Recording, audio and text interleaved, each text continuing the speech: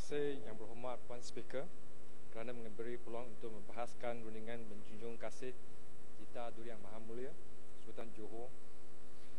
Dalam titah ucapan Tuanku Sultan Johor, Tuanku telah bertitah bahawa 1 tahun telah pun berlalu bagi Kerajaan Pakatan Harapan dan wakil rakyat haruslah tunaikan tanggungjawab untuk membawa suara dan kehendak rakyat. Meskipun mengimbas balik ucapan-ucapan para adun yang telah diberikan di Dewan dan didapati banyak cadangan dalam ucapan tidak diambil perhatian atau tidak dilaksanakan oleh agensi-agensi kerajaan.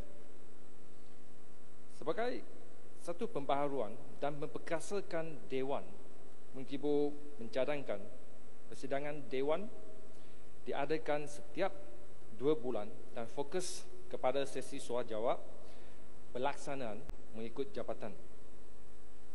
Dalam titah ucapan Tuanku Sultan Johor, Tuanku telah bertitah bahawa wakil rakyat kerajaan haruslah memberikan pandangan yang baik untuk membantu Menteri Besar dan barisan pentadbirannya.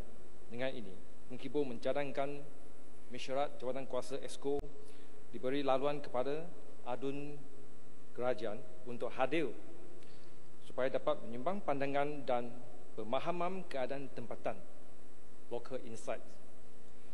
Soalan Yong Peng pagi ini mengenai pelebaran jambatan dan jalan jelas menunjukkan bahawa kehendak rakyat dan projek yang kritikal tidak semestinya telah difahami atau diutamakan oleh pegawai JKR dan rancangan.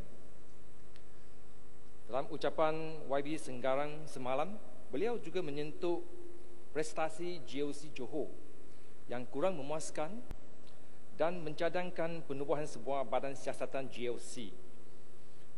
Mengkibu dalam ucapan persidangan Dewan bulan Ogos dan Disember tahun lepas telah pun mencadangkan penubuhan satu jawatan kuasa pilihan khas atau select committee untuk audit pengurusan dan memantau prestasi GOC, termasuk agensi-agensi kerajaan, badan berkanun dan anak syarikat, supaya memberikan kuasa untuk audit operasi, prestasi dan pengurusan kewangan GOC negeri Johor. Contohnya, Selangor telah menubuhkan jawatan kuasa sebegini atau JP Abbas sejak pertukaran kerajaan negeri di tahun 2008.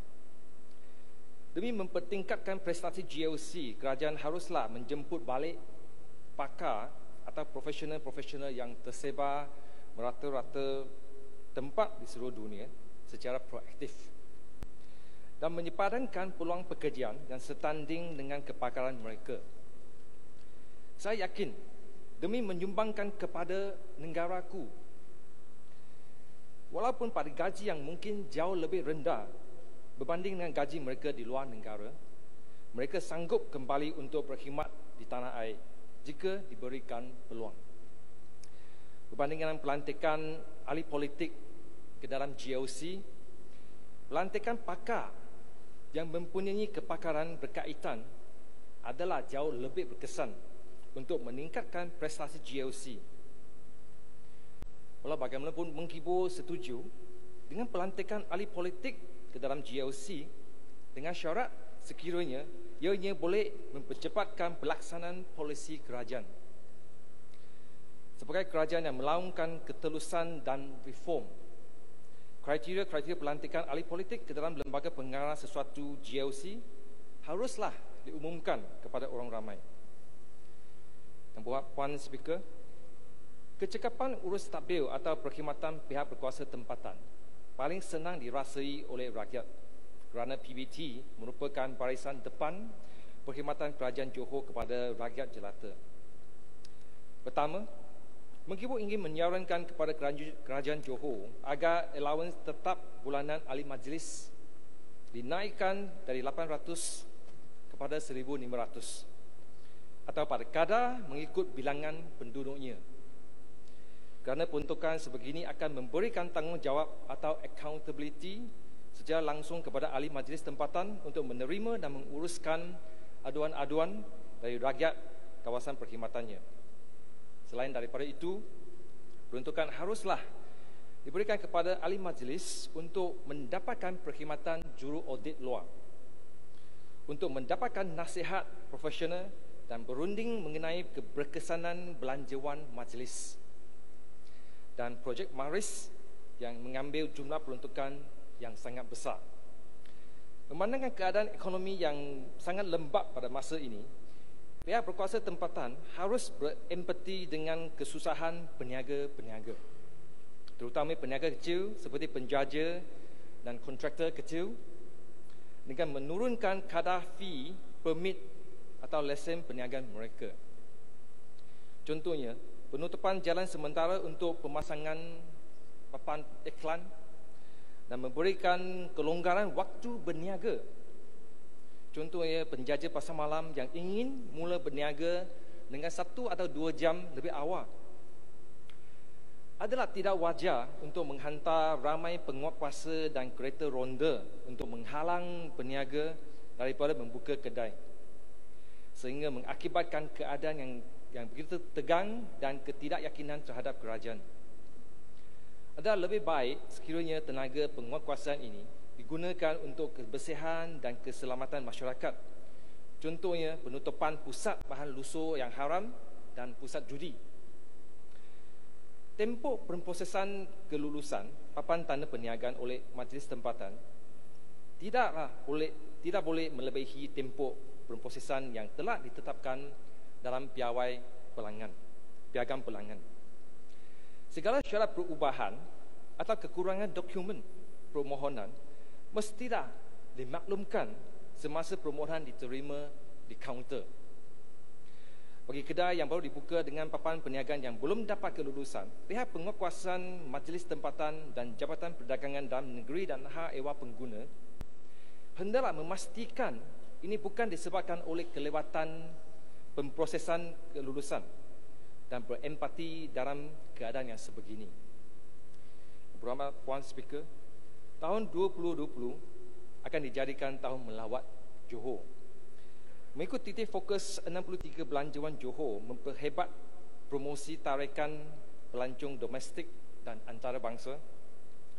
Mereka mencadangkan Senai Airport dijadikan pilot project untuk pelaksanaan transit visa 72 jam ataupun 3 hari, kerana ini akan menarik ketiduan pelancong transit dan pelancong ke negara lain seperti Singapura dan Indonesia ke negeri Johor.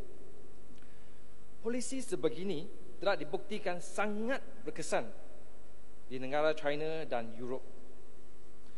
Yang berhormat Puan Speaker, pembangunan kawasan-kawasan di luar Johor Bahru memang sangat lembab. Sebagai sebuah kerajaan melakukan pembangunan seimbang, kerajaan Johor harus memberi insentif atau peruntukan untuk menggalakkan rancangan-rancangan pembangunan di luar bandar-bandar utama, terutama rancangan seperti pembentukan tempat atau place making, iaitu satu pendekatan pembangunan ruang-ruang awam, public spaces, yang berupaya untuk mengkapitalisasikan aset komuniti tempatan, inspirasi tempatan dan potensi tempatan, supaya ruang awam ini boleh meningkatkan kesihatan, kegembiraan dan kualiti kehidupan penduduknya. Pembentukan tempat atau place making ini juga boleh memberi kepulangan pelaburannya atau ROI, di mana aktiviti ekonomi akan dipertingkatkan, industri pelancongan dan perusahaan sampingannya turut dipertingkatkan. Ini dapat mencipta peluang ekonomi kepada golongan anak muda tempatan yang kreatif. Kawasan Johor Tengah mempunyai potensi yang tinggi untuk pembentukan tempatan dan memerlukan satu rancangan pembangunan yang bervisi jauh dan pelan pelaksanaan yang berstrategi dari pihak kerajaan negeri. Pejabat Adun Mengkibo telah melancarkan program lembaran Johor Tengah sejak Oktober tahun lepas dan berjaya membawa impak ekonomi dan aura yang tinggi. Yang berhormat Puan Speaker, untuk pembangunan yang seimbang, titik fokus nombor 59 dalam belanjawan Johor, pembangunan di kawasan tengah dan timur negeri. Mengkibo ingin mencadangkan agar kerajaan negeri menggunakan simpanan kerajaan atau state reserve yang sekarang sebanyak 2.64 bilion untuk pembinaan sebuah lebuh raya Timur Barat di Johor Tengah yang menyambungkan Batu Pahat, Kluang sampai ke Mersing. Lebuh raya Johor Tengah ini boleh dijadikan sebagai mungkin katalis pembangunan ekonomi seimbang jangka panjang di Johor, terutamanya di Johor Tengah. Pembinaan lebuh raya ini boleh dibahagikan kepada beberapa peringkat. Peringkat pertama, boleh menyambungkan Batu Pahat, Air Hitam dan Kluang dengan anggaran jarak 50 km. Di Air Hitam pula, ia boleh dihubungkan ke lebuh raya utara selatan, manakala Kluang juga dapat turut dihubungkan ke lebuh raya utara selatan melalui seksyen Air Hitam Kluang. Perjalanan dari Batu Pahat ke Kluang dengan lebuh raya ini yang hanya memerlukan setengah jam akan mewujudkan satu lingkungan kehidupan ekonomi yang akan membawa impak ekonomi yang sangat signifikan. Ia akan mempercepatkan pembangunan ekonomi di lingkungan kehidupan ini dan seterusnya akan membangunkan industri pelancongan hingga ke taman negara Endau Rumpin, pantai-pantai dan kepulauan di sekitar Mersing. Sebagai kerajaan reformis, pembaharuan polisi adalah teras utama kita. Pembaharuan polisi haruslah dijadikan agenda utama kerajaan Johor. Maka menghibur mencadangkan supaya satu peruntukan khas diberikan kepada setiap adun untuk membiayai seorang penyelidik polisi awam, researcher. Polisi awam seperti yang berkaitan dengan pengangkutan, pembangunan ekonomi tempatan haruslah diselidik, digubah dan dicadangkan oleh wakil rakyat tempatan. Dalam titah ucapan Tuanku Sultan Johor, Tuanku telah berkata bahawa setiap pemimpin mempunyai tanggungjawab yang besar dalam memikul amanah rakyat dan negeri Johor, dan mestilah menjalankan tugas yang diberikan dengan jujur dan ikhlas. Maka Mengkibu mencadangkan supaya tata cara pentadbiran peruntukan projek kerja-kerja kecil adun dibaharui. Kini peruntukan projek kecil adun adalah diurus tadbir oleh pejabat daerah. Pejabat daerah lah yang menggariskan spesifikasi projek ataupun BQ, menentukan kontraktor projek, membuat audit projek dan pembayaran projek kepada kontraktor yang dipilih oleh pejabat daerah. Dari segi perakaunan, tata cara ini jelasnya bercanggah dengan prinsip semak dan imbang, check and balance. Dan kawasan saya, terdapat kontraktor yang meminta keuntungan kasar yang keterlaluan hingga 94%. Kontraktor termasuk pemiliknya atau shareholder syarikat ini yang memulangkan surat tawaran atau LO kepada pejabat daerah kerana keuntungan yang keterlaluan ini tidak disetujui oleh penerima, haruslah dimasukkan dalam blacklist kerajaan. Ini duit rakyat. Menghibur mencadangkan supaya peruntukan kerja-kerja ini boleh dibuat secara terus kepada akaun bank pihak penerima peruntukan. Contohnya sekolah dan masjid. Biarlah pihak penerima yang menentukan kontraktor yang paling cost efektif dan pejabat daerah yang terus membuat audit dan pembayaran. Tata cara ini sebenarnya telah pun lama berjaya dilaksanakan di Kerajaan Negeri Selangor sejak pertukaran kerajaan negeri di tahun 2008, di mana pejabat daerah hanya memainkan peranan sebagai penyemak dan pembayar dalam projek-projek kerja ini. Seperti yang dititah oleh Tuanku bahawa kita mestilah jalankan tugas yang diberikan dengan jujur dan ikhlas. Mengkibu ingin mengemukakan beberapa soalan terhadap penyata kewangan Kerajaan Johor dan GLC. Kerajaan Johor dalam muka surat 18 jadual 4/15 menyatakan SAJ Runhill telah menangguhkan bayaran royalti air mentah untuk 6 bulan bermula Mei hingga Disember 2017 kepada tahun berikutnya. Kenapa keadaan ini berlaku dan apakah tindakan yang telah diambil untuk mengelakkan peristiwa sebegini berulang? Muka surat 19 jadual 4.17 emolumen meningkat sebanyak 62.18 juta dalam tahun 2017. Apakah punca peningkatan ini?